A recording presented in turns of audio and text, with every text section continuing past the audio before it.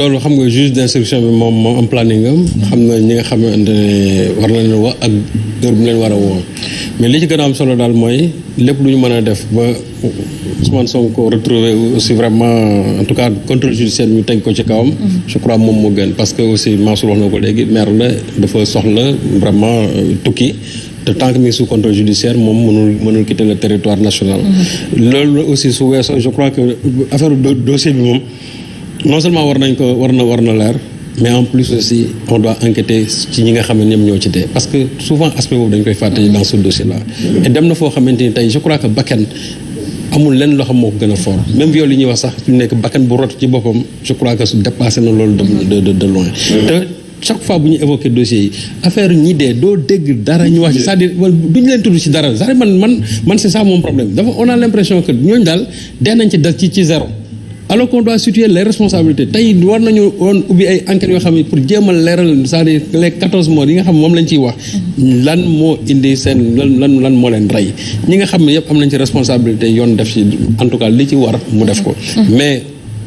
c'est bon que ñu leeral affaire Adji Sarr Ousmane Sonko mais nag affaire 14 morts yi aussi je crois que on doit pas mettre le chat sous le boisseau war nañ ko leeral parce que ñi nga xamante ñoo ci ñàkk seen bakkan je crois que bakkan fort na fort goo xamante ne ni tey waruñu ko bàyyi mu nil ci noonu. Serigne Saliou ci wàllub yoon la ñuy taxaw ba tey ña ñu tuumaal ci massacre bu Boffa Bayotte ñu ngi leen di àtte ba tey la ñu nekk ci ñeenteelu fan bi ab agent de santé communautaire moom moo jàkkaarloo woon ak juge bi ki lee di Abdou Sané doon jokkalante ay kàddu ak Nicolas Tadjang Diatta muy infirmier chef de poste la woon ci jamono joojule ca Toubacouta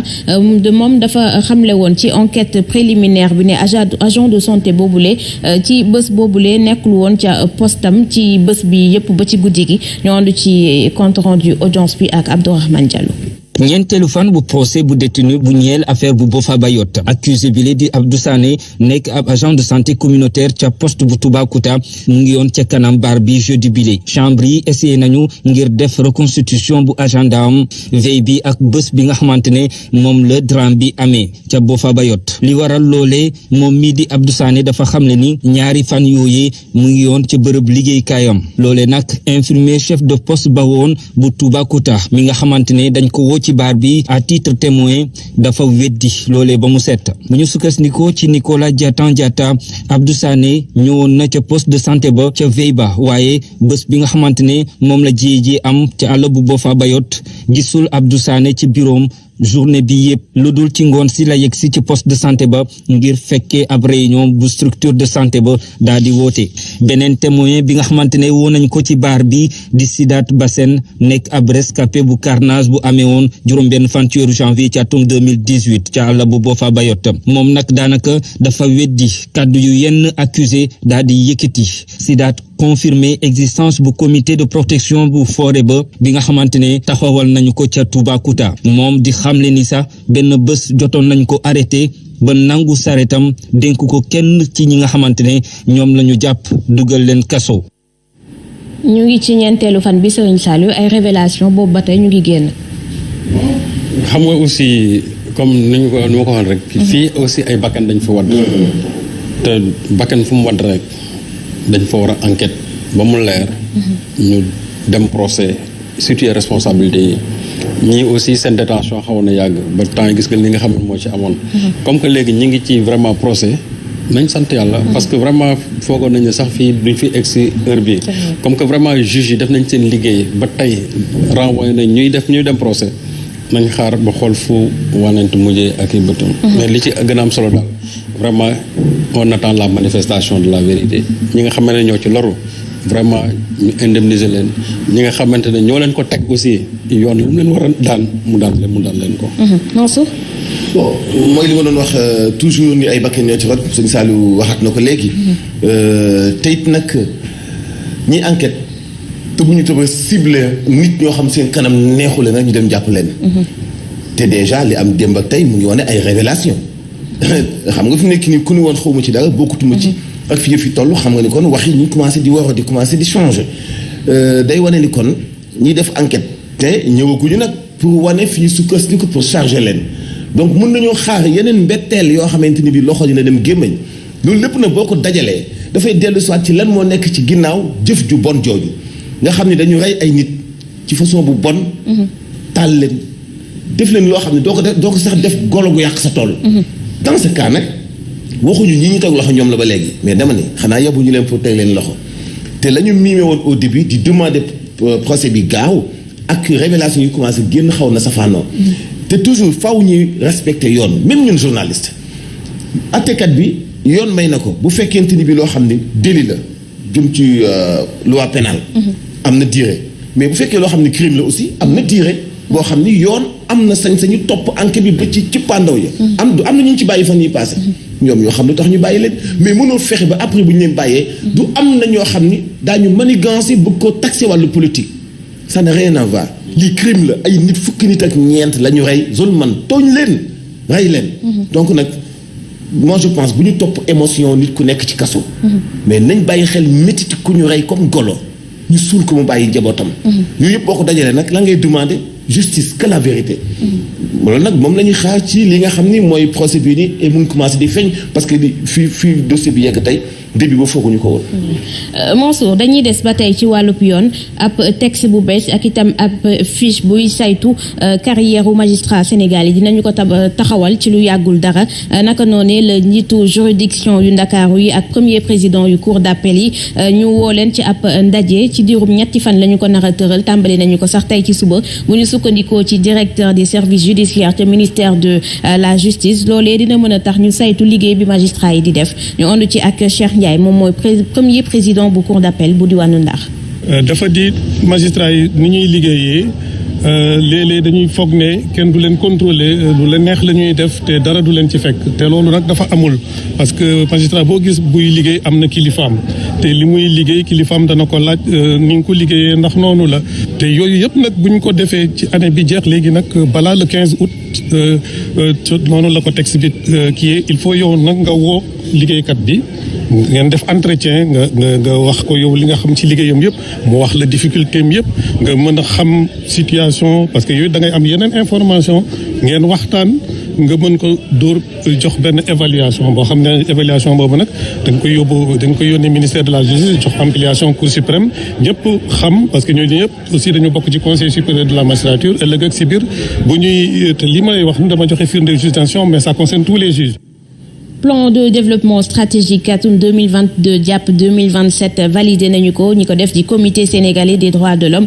plan boobule nag dafay sëgg ci ay question yu bari ñeel bokk na ci promotion ak yelleefu doomu aadama yi bu ñu sukkandikoo ci njiit ba di maître Pape Sène plan bile dina sëgg ci yeneen i question yi ci ñeel yu mel ni question migratoire ak itam ŋàbbinu ressources naturelles yi ñu déglu ko. affaire migration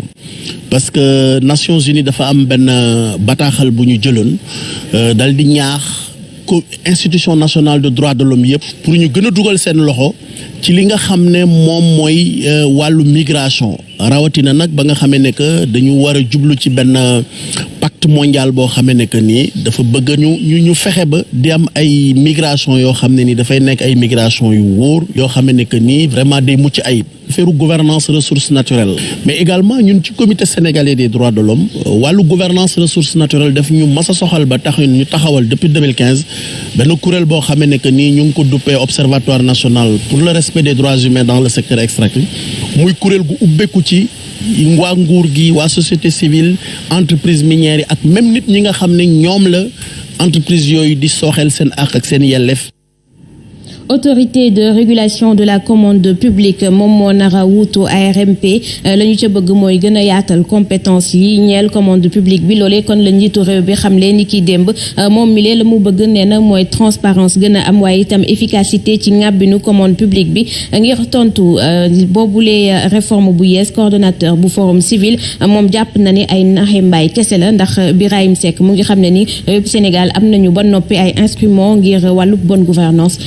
ci ak Younousa Baldé. Coordonnateur forum civil di préciser ni autorité ñeel régulation soxol commande publique bi nekkul lu bees ci kaddu Birahim Seck xalaat bi juddu na juróom-ñaari at ngi nii lu am ba des mbëbëtu njiiti réew bu Sénégal mooy yaatal autorité ñeel régulation soxol lépp lu nekk commande publique ak li ni mel wante ci gis-gis spécialiste des contrats publics bi li ni mel ab naxaate dong la Birahim Seck ne ARMP am na compétence marché public ak délégation organisation de marché public li koy firndeel mu ngi tudd article numéro 4.13 bu code des marchés mu ni mooy définir lan mooy délégation soxol service public mu yokk ni beneen article mooy article 82.1a bu code des marchés mooy définir condition de participation soxol service public rak ci dolli article 141 ci point a quatrième tiré foofu la ñuy expliquer ni DCMP di contrôler lépp lu nekk délégation service public. Birahim Seck nee na exemple yi bari na te organes yi fi nekk am nañu compétence contrôler wu Birahim Seck di ñu xamal ni rek du changement tour mooy tax ba ñu taxawal ab gouvernance bu jaar yoon mu ni faw président Macky Sall am volonté bu mot sëkk ngir looli mun a am moom sax muy sakku ci njiitu réew bu Sénégal mu jëlee ARMP ci présidence de la République. keneen àdduna ci mu di Abdoul Aziz Diop moom mu ngi rafetlu réforme bu yees boobule waaye mu ngi xam ne ni faw rek njiitu réew mi wane ni bëgg na daal di am na engagement ngir daal di fiy delloo si bonne gouvernance fii ci réew Sénégal ñu déglu ko. procédure yi c'est bien encadré mais marché yooyu nga xam ne tey jii dañ koy attribuer jeexital bi mooy mu am impact en termes d'efficacité en termes d'efficience donc foofu la sooxee souvent donc li ñuy jàpp mooy structure